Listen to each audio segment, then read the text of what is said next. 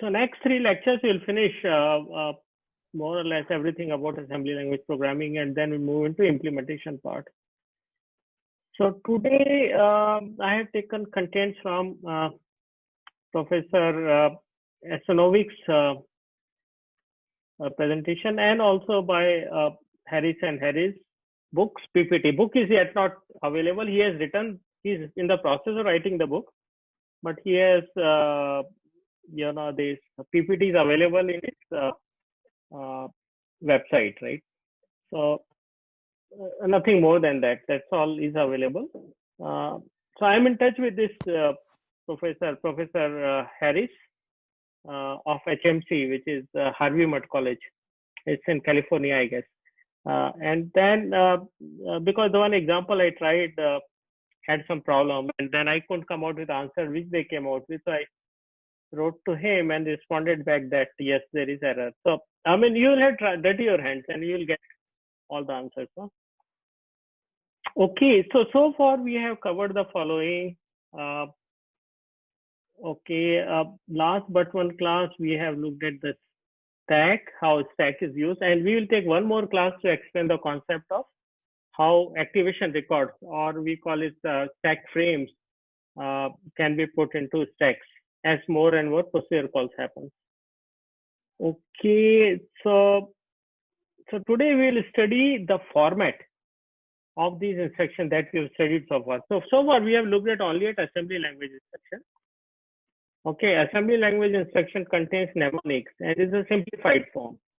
An assembler takes these assembly language instructions and then convert them to machine language instruction, right? So the machine language instructions are essentially it's nothing but 32 bits. Okay, that also may include some immediate or constant field. That also includes if the instruction type is I type, right? So we look at how machine instruction really look like, and in case you are given a machine instruction or program in machine language, then you should be able to get the assembly language instruction, and from there you can possibly understand the program logic. Okay, the deassembling part you can do by yourself, but this gives some aspect of how beautifully RISC-V is designed. Okay, this we know the 32 bits instruction is of 32 bits and is divided into fields. Okay, and each field tells processor something about the instruction. Okay, so there are 6 basic type of instruction formats that we have discussed earlier. R type, which is register type, then immediate type, which is kind of constant, is given as a part of instruction. Then store kind. Then we have branch instructions. Just a minute. And then we have, U format, which is upper immediate kind of load upper immediate. We have actually used this instruction. And last is a jump format. Okay. So these are the 6 instruction types this instruction set has. And if you look at the Intel instruction set, it will have many more. And then formats are not uniform. Here everything has been divided into 32 bits, right? So 32 bits is total size here. Of course, it is defined 64-bit instruction set also and 16-bit also. Okay, so 32-bit, but the philosophy remains the same. Okay, but there is so the structure of the format, the structure of each instruction remains almost the same, whether it's a 32 or 64 bit. Okay, now I would like to correct here myself. The 64-bit version has data field as 64-bit, not the instruction changes. But there is a type of instruction which is 16-bit type. Not really. I will correct myself here. There is nothing like 64-bit size instruction set. Okay. All right. In 64-bit machine, instruction size remains 32. Okay. We'll come to that little later as well.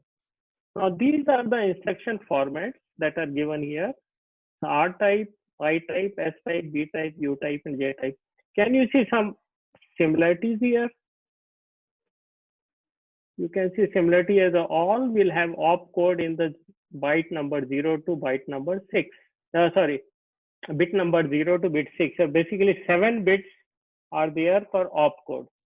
Now note that this opcode along with this field, function field, which is some here and then there is one here, tells you about what is the operation all about. Okay. All right. Now this has been designed in such a way such that fields are aligned. For example, RD field, which is destination related field, this destination register is aligned from bit number 7 to bit number 11. And here the immediate field also corresponds to destination. Okay. Similarly, bit number 15 to 19 are aligned towards source. Okay. And then second bit number 20 to 24, there's 5 bits here, corresponds to RS2, the second register type. All right.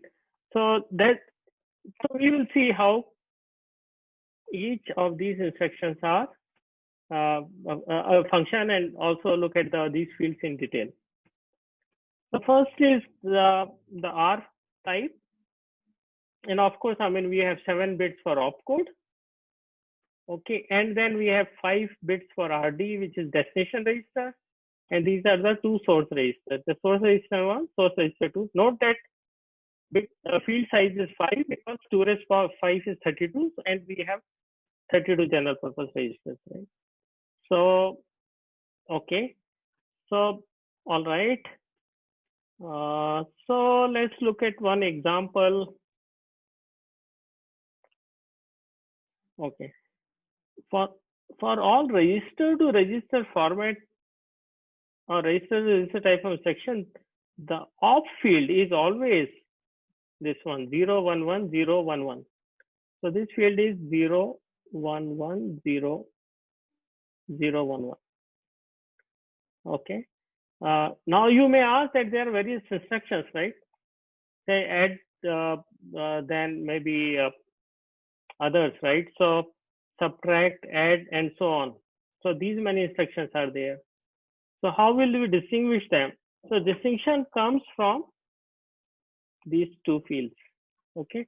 Now what happens is that when you have to decode these instructions, first 7 bits are looked at, and then you will come to know this is R type of instruction. Okay, and then you need to look at other fields. If it is not R type instruction, then you can, it could be I type, then you cannot, there is no at your F7 and F3. Okay, all right. So it is extremely simple format, right? So this is source register 1, source register 2, destination register, opcode along with F function 3. These 3 bits plus the 7 bits tell you what the operation is all about. Okay.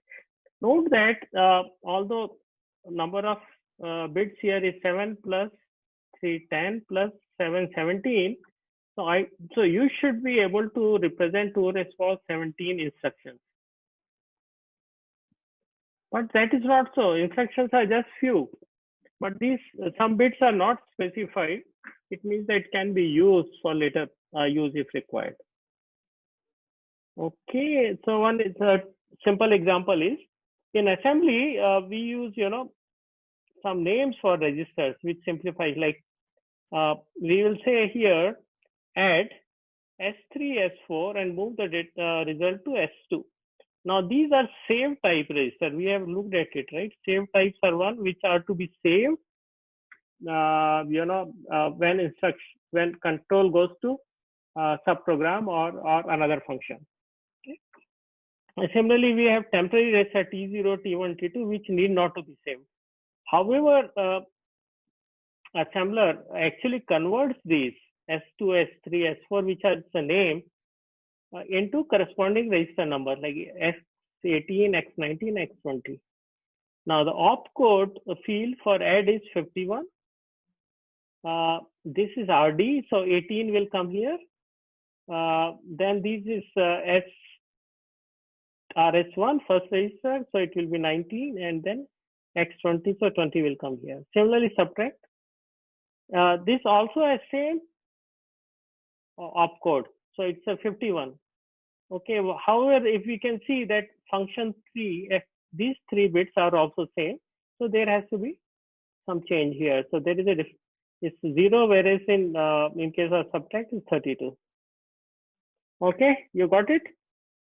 Any question?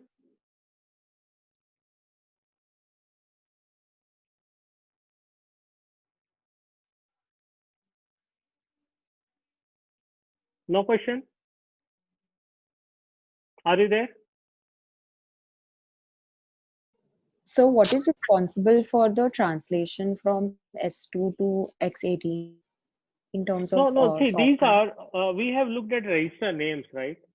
If you go to one of the slides which you discussed earlier, in order to simplify programming, these registers are named as something which we can remember easily, right? Like there is a register called RA, which gives return address, right? Actually, it's some register. I think X1, yeah, X2 or something.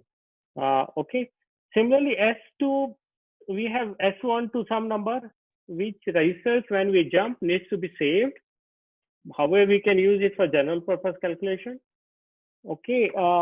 So now these otherwise you can also write program using this. It's your choice. You can either use these or the one here. Okay, it's Okay, your sir. choice.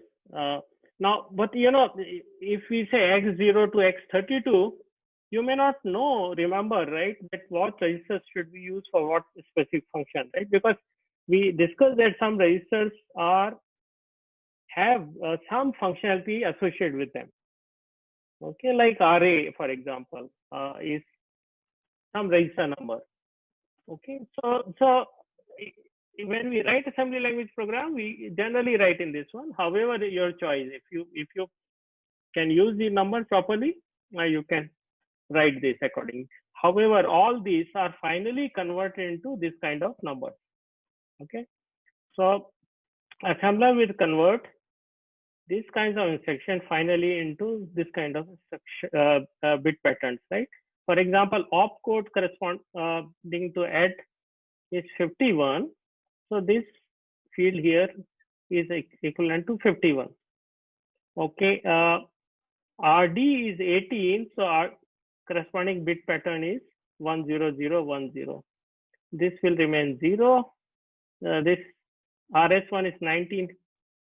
When we write assembly language program, so 19 is actually represented here. So the instruction, that machine instruction, will look something like this. Okay, first instruction. Okay. So this instruction assembler will convert into this format. Okay, so given this instruction to you, this 32 bits corresponding to this hex number, you should be able to convert this into this is a one-to-one mapping, convert into this one. All right. However, when we write it, look at the order of registers here, right? So we have if you if you start from this side, so you have opcode here, wherein when you write assembly language in mnemonic form, the opcode is here. RD is second field, RD is here. Then RS1 is here. We'll show this place. RS4 is there and then comes here. So because it's very simple for us to understand, there are two registers and we'll do some operations on them, which is add here and move them to destination register RD. Okay, all right. But you may not really need to go at machine language inspection, because until unless you have to do deassembling, you will never come to know what machine codes are. Okay, some more examples are here. When we have to shift logical left, this is the destination register, this is the source register, and then we have to do it by this amount. x, whatever is contents of x9. Okay. Okay. So the opcode field here is corresponding to SL is 51. So what Okay, function 3 and function 7 will be? Pardon? Function 3 and function 7. No, I am not able to. Function 7, right? Function 3 also. This one, right? So basically what we have said is that opcode, actually opcode like SSL is nothing but concatenation or actually combination of this 51 and 1 and F7, 0. Now then, okay, so these three combined together do function as opcode, total opcode, or it defines a functionality. And OP, when we say opcode, is just a field, and along with other function field, these two define what the operation is. Now you may ask this question that why not combine them together and create a field of say 7 plus 3, 10 plus and 17 bit long. And the answer for that we have given just some time back is that we need to align other fields, because the way these instructions are interpreted or executed, okay, or when we create control part of it, okay, which we'll study later, it simplifies if we create this kind of field structure. Okay, because many instructions don't have 17 bits in instructions, right? Some have just 7 bits. Now, if something has just 7 bits, then there will be a next field. If next field is RD here, and then next field has RD in some instruction, not in some other instruction, then interpretation of these fields become complex. The whole idea of this instruction set architecture is that overall design has to be very elegant and simple, such that decoding of instruction, execution of instruction happens at faster pace. Okay. Okay, sir. Any question?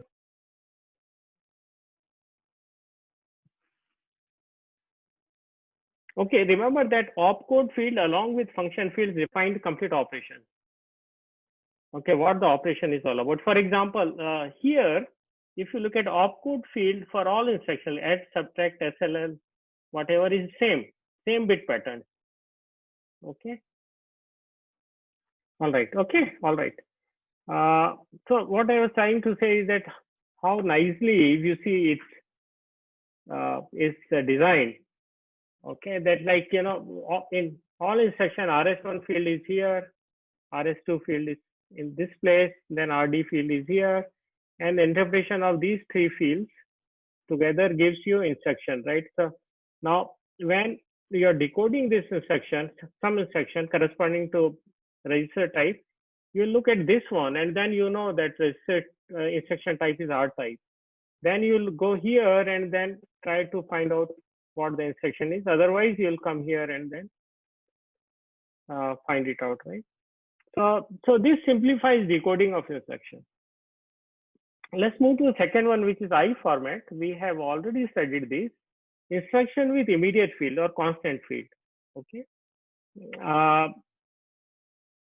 All right. So let's look at this. All right. It's here. Okay. So now you can see that this kind of field has 7 bits for opcode, which is same as that for earlier instruction, which is R type. Then register RD is here, which is same as earlier instruction. Then function 3, which is also same. RS4 is also very similar to that. But now, RS1, RS2 fields were here. One more register field was there, that's gone. And now, and we don't have also function F, func5 field. So now we have, instead of that, immediate field, which is 0 to 11, basically 12 bit long. Okay. So, RS2 and func7, sorry, you're not 5, but func7 combined together has been replaced by 12 bit immediate. All right. All right. So this contains value between minus 2048 to 2047. Okay, so basically 12-bit 2's complement number. Okay, so basically minus 2 raised power 11 to almost equivalent to plus 2 raised power 11, because overall field size is 12-bit. Okay, all right. So now this is sign extended. We have looked at the concept of sign extension, right? Okay, so we'll see how this field is going to be used using sign extension. Okay. All right. So this section we have studied in detail. Add I. I stands for immediate kind. It means that one field corresponds to immediate or constant field, right? So we say add I x15. This is a destination register. And take contents of x1 and add to that minus 50. Now, before adding minus 50, you sign extend this minus 50 to 32 bits. Okay. So it's something like this. Opcode 7 field, RD, func3, RS1, and immediate. And then this instruction will come look something like this. This op immediate or opcode, which is 0010011, corresponding to add I. And then RD is here 15. So corresponding to 15 number bits will come here. Now this represents add instruction, which is 000. Okay, so basically opcode plus this totally gives the instruction. And then RS1 is 1. So 0001 will come here, and opcode correspond to minus 50 will come here. So if you just calculate this, it is minus 15 2's complement number. All right. Any question?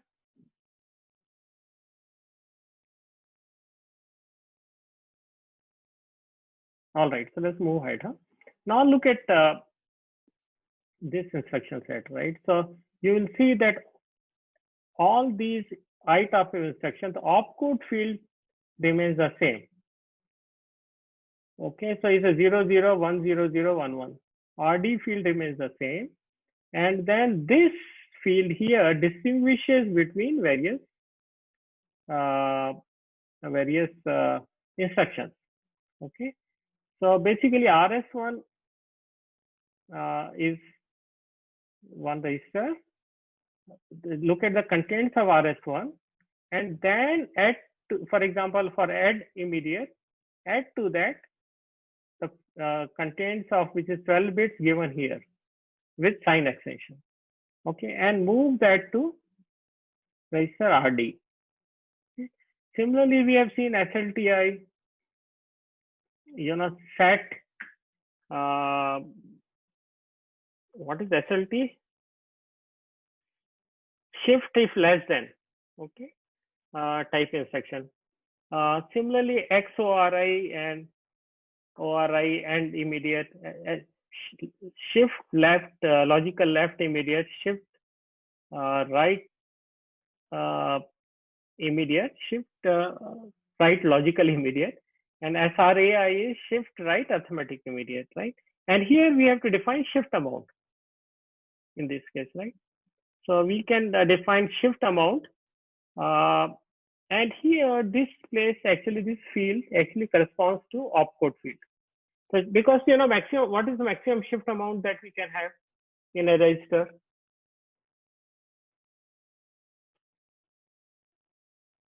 So 32. 32. So we need only 5 bits, right? So remaining bits here, that is 12 minus 5. This is that is 7 bits. We can represent something, right? So there are 2 instructions here, SRLI and SRAI. So 1 bit can change here. So basically, this is a design aspect, right? How do you design such that whole instruction set looks nice? I mean, one can always argue that why not code it here? You can code in this field, first field, but that does not simplify the decoding logic. Okay, overall design logic. Okay, this we have already discussed. Then next kind of instruction is load kind of instruction. Okay, what do we do in case of load? We are loading the register from where? From some memory location.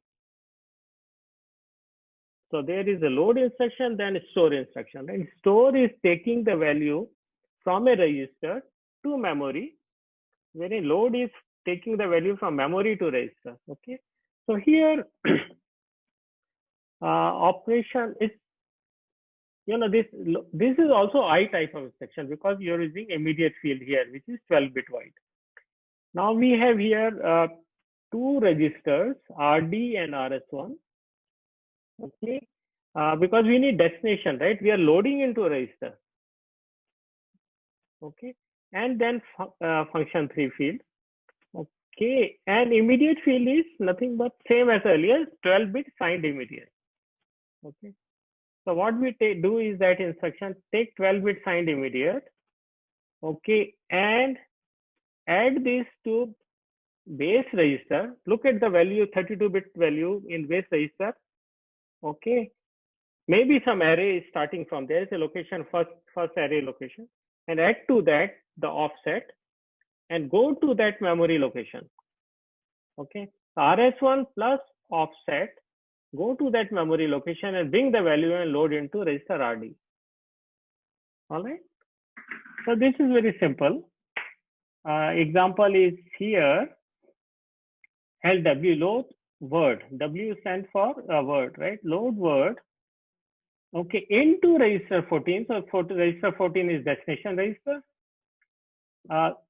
Then from where? From the memory location whose address is given by register X2, content of register X2 added with 8 gives the total address, right? Effective address. Go to that location, read the word and bring it to register 14.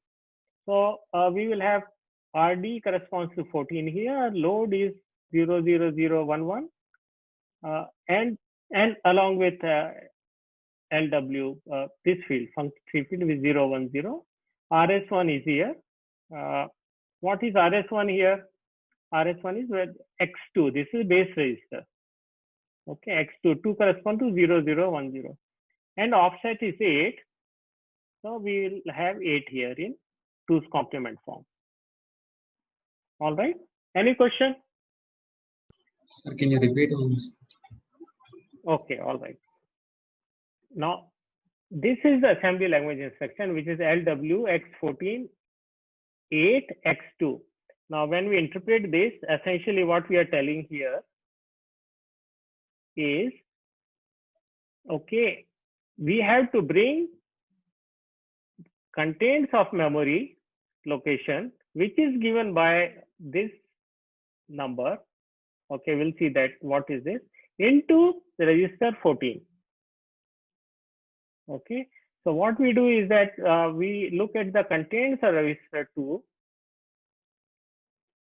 and add to that the offset, which we define in the instruction. This offset we are defining in the instruction. Okay, this is offset.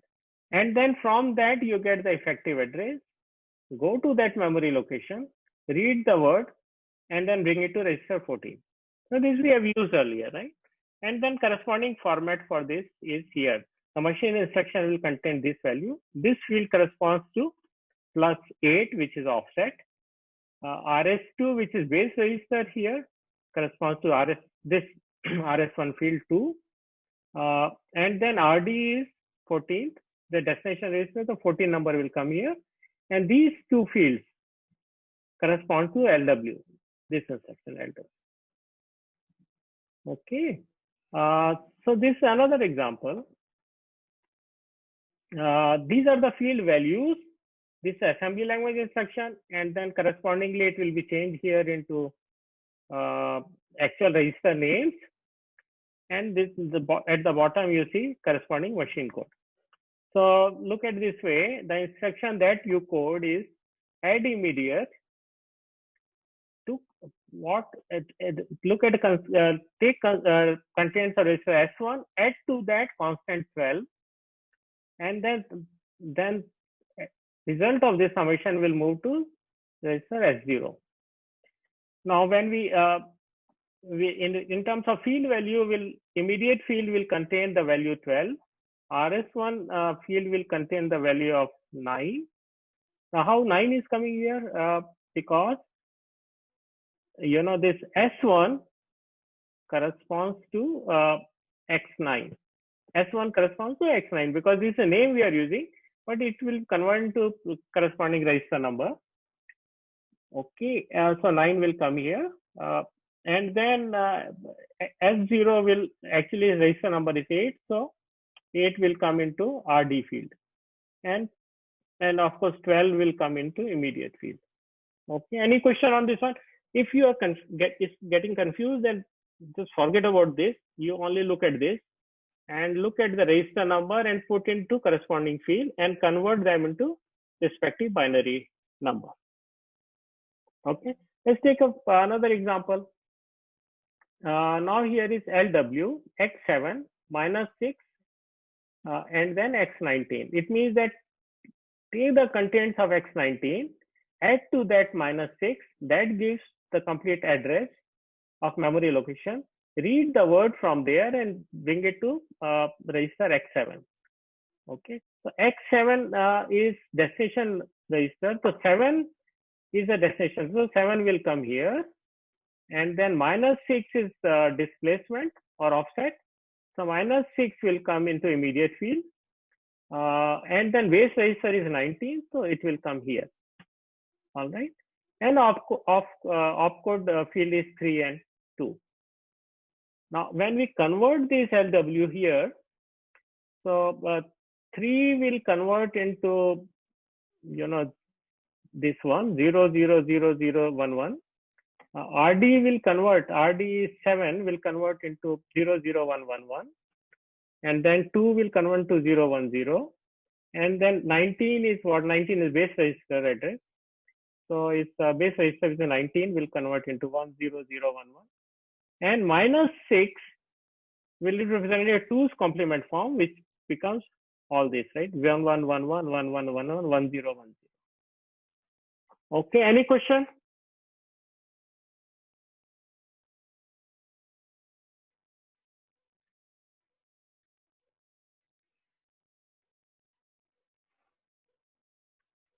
Okay, are you there? Yes, sir. It's simple. It's actually, once you write this, you have choice of writing in this format or using this actual register number, and then there's a one-to-one correspondence, and you can actually code from this one. If you want, you can code it by yourself, but that's done by assembler, right? You give your program into assembler and convert into machine code. I mean, like the Venus simulator that you are using will do exactly same thing. First, convert this into corresponding machine code and execute that or emulate that. Okay, so these are different load instructions. Load word we have seen, load byte. If you want to load 1 byte, load half word. Okay, then load byte upper and load half word upper. Okay, you can read manual or something to understand. These are very simple, right? There's nothing unique about it. Okay, then is store format. Now load and store are very similar, but only difference that you see here is that field positions, right? Okay, for example, destination for when you are loading, then you have RD here where we have immediate field. Okay, otherwise it's almost similar. Okay, so you have RS1, RS2 immediate field. Immediate field is split into 2 chunks. First 4 bits are here in this field, and then remaining 7 are here. Okay. Now this corresponds to destination, right? Immediate field. So what we do here is that, okay, look, take the contents of RS2 register, and then we have to store it in memory location whose value is given by contents of this base register. To that we add immediate field in. This immediate field gives you offset. Into the offset you add the contents of base register, which RS1, and then store the contents of RS2 to this location. Note that immediate instruction is in 2's complement form. All right. Now rest of the bullets here describes the way they have designed it. Okay. So I have taken it. This slide is from Professor Asnovik's slide set, and he is one of the designers of RISC-V. Okay. So here, same thing we are explaining. Look at this section. Store. W stands for word. So store word from what? From this place. Contents of X14 are stored into the memory location given by 8 in bracket X2, means take the contents of X2, add to that displacement 8. So that gives you a memory location to which you have to store the contents of register X14. And you can see the corresponding values here. Okay, so opcode field, you know, this 0, 1, 0, 0, 0, 1, 1, and this field here corresponds to store. And then RS1, which is base address, is given by 2. So 0, 1, 0 will come here. And then contents of source register, that is 14. Sorry, the source register's number is 14, so 14 will come here. And the contents of this have got to go to this memory location. That memory location given, whose address is given by contents of X2, to that 8 is added. Okay, so 8 plus contents of this location gives the effective address. To that we are loading the contents of register 14. So corresponding encoding is shown here. Okay, all right.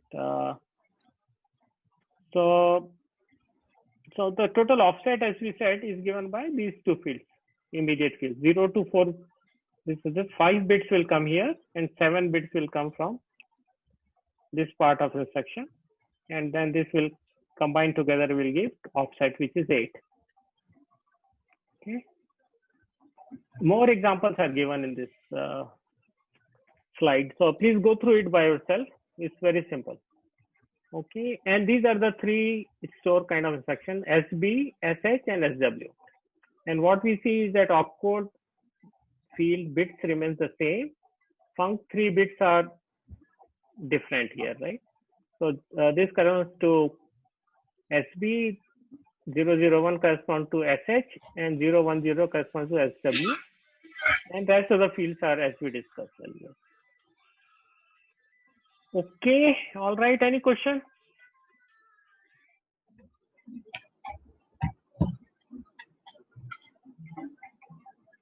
Once you go through it by yourself, you will get the answer.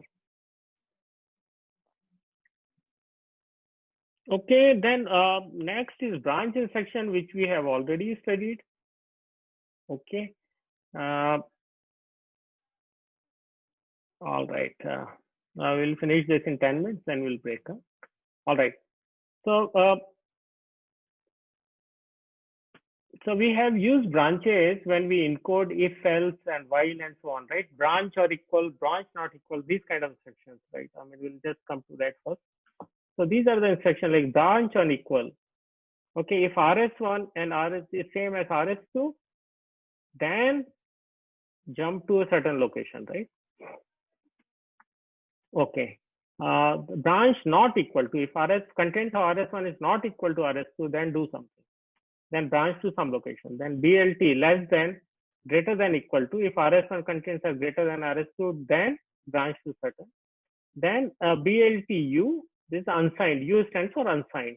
And BGEU, which is branch if greater than equal to, if the numbers are unsigned. And it contains RS1 and RS2 both are unsigned, right? And if RS1 is greater than contents of RS2, then branch to certain location. So these are the branching instructions, right? Okay. Now I want you to focus here because it's little tricky, but at the same time it's interesting. The coding is very interesting. Okay. So the opcode field, opcode field is 7 bits here. What's happening? Okay, opcode field is 7 bits. Then we have immediate field, 2 immediate fields. Then func3 field. It means that function, this field along with opcode field defines the instruction. Okay, and then there are 2 registers because we have to compare contents of 2 registers, which is RS1 and RS2. And then immediate field you will see here. So these 4 fields here, immediate 12, I'm 10 to bit 5 to bit 10. And the bits here represent immediate field between 1 and 4. And this here represents bit 11. Okay.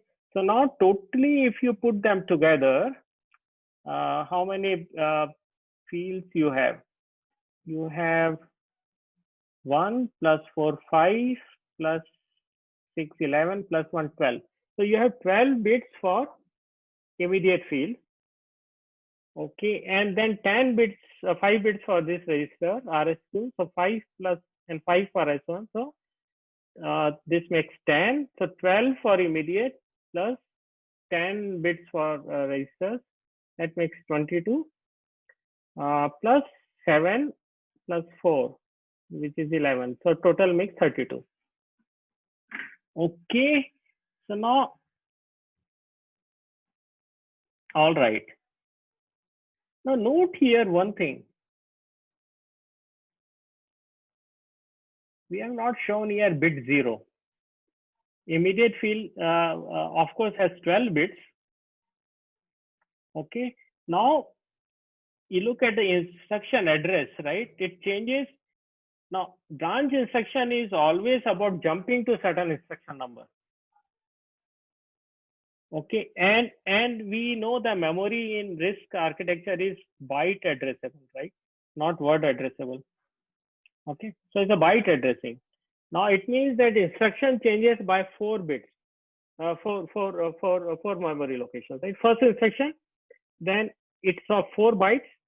The next instruction will be this location plus 4 bytes, right? So address changes by 4. So it means that we know that there are 2 zeros we can always attach at the end. Okay. But what we do here is that here we take only, okay, we take only one, only 2 bytes. We assume that the word size is 2 bytes because it has to have some compatibility with small instruction size, which is of 16 bytes instead of 32.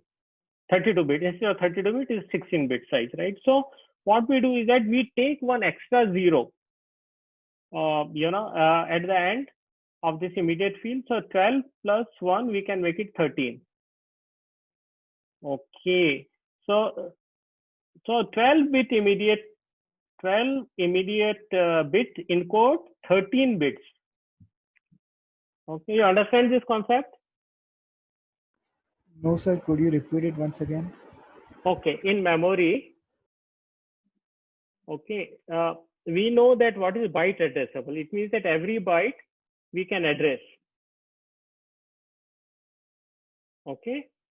Now, so when we use this instruction, branch instruction, we are going to the beginning of the instruction, which is 4 bytes away from previous instruction.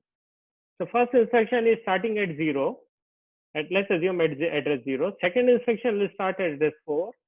Third instruction will start at address 12. Fourth will start at 16. Okay. So now since memory is byte addressable, so the instruction addresses will differ by 4. Okay, and in branch instruction we always jump to instruction which is, which may not start at say address 1. It will start, branch instruction could be starting at 4 or 8 or something, right? So now what we can do is that, these 12 bits that we have can actually represent a word number.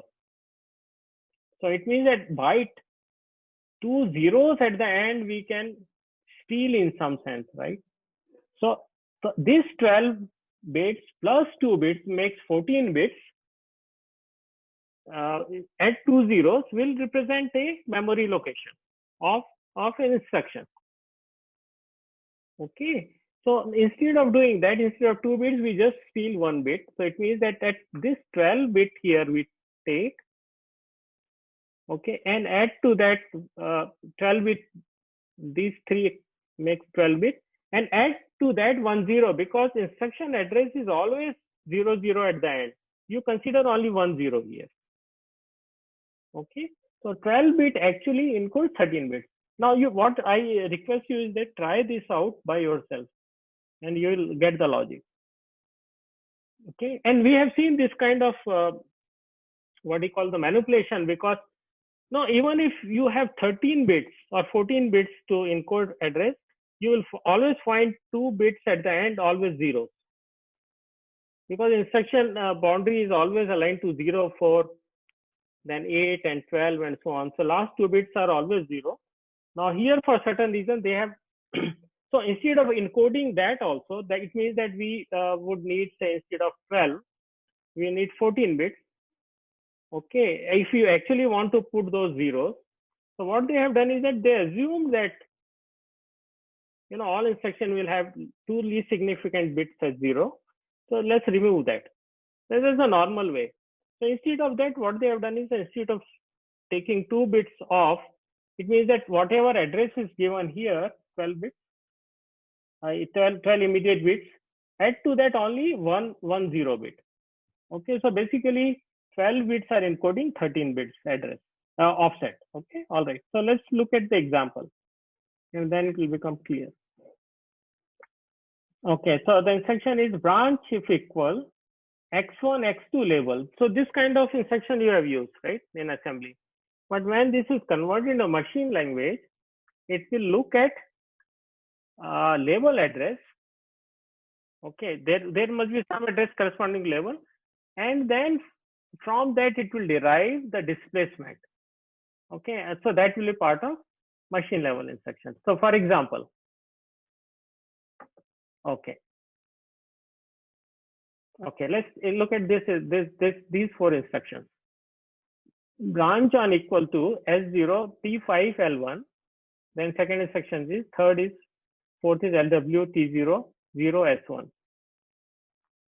Okay, and this is a label here. So now when this is to be encoded, so instead of L1, because machine will not understand what L1 is, so it will only look at the displacement from where, how much to jump. It will calculate that from here, jump to this place, L1, which is 4 instructions away. Now each instruction corresponds to 4 memory locations, right? Four bytes, right? So this L1 will be 16 bytes away. Okay, so now displacement is 16 from this location. Now how do we encode 16? Right, so we'll encode this is bit 0, and then we have 1 0 0 0. Okay, and then 0 is coming as a free, because then we can always attach 1 0 at the end. So now we can address up. So this is 16 is encoded as this one, 0 0 0 0 0 0 1, sorry, 0 0 0 1 0 0 0. That's it. Okay, and then when you actually calculating, the machine will add a 0 to actually get the actual number. Okay, so when this goes into instruction, the machine instruction, the immediate field will be, you know, these are of course 0, 0, 0. These are 7 bits corresponding to 1, 2, 3, 4, 5, 6, 7. And then these 4 will come here. 1, 2, 3, 4, 5, right? So the 5 will come here. Now look at here. So what you do is that you create these numbers, and you know that you know, if you look at field here, okay, go still previous one. The encoding is that bit 11 will come same after opcode, and then bit 1 to 4 of immediate field will come here, and the remaining will come here. Okay, so 11 is missing here, which comes here. So correspond once you have these numbers, okay, only these ones, right, excepting the last one, then you encode from this one the values here. Okay, so say for example, what is 11th bit? This 0 shown as red will come here. Okay, 1 to 4 will come here. What is 1? This is 1 to 4. This 0, 0, 1, 0 will come here. Okay. I'm sorry, what's the, okay, this fine. 1 to 4 is 0, 0, 0, 1. So this 4 will come here. And then 7 remaining 1 will come at this place. Okay, so what I suggest is that please go through it, and next class again we'll discuss this. All right. So this is most tricky, and after that jump JAL is another tricky instruction, right? Okay. All right.